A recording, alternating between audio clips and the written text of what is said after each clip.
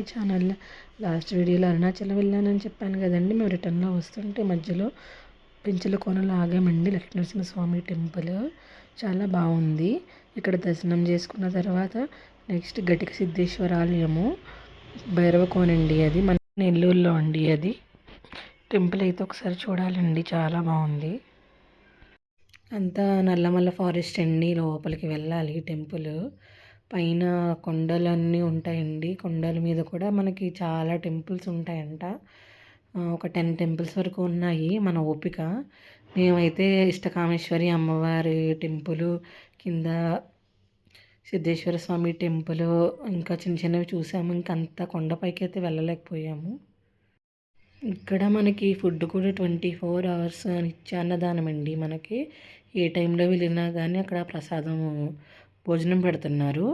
మేమైతే అక్కడ భోజనం కూడా చేసాము. ఇంకోండి, మనము పైన టెంపుల్స్ అన్నీ చూడాలి అంటే ఇలా ఈ స్టెప్స్ మీద నుంచి వెళ్ళాలి. కొండకి స్టెప్స్ రూట్ ఉంది. ఇక్కడైతే అమ్మవారు ఉన్నారు, ఇష్టకామేశ్వరి అమ్మవారు.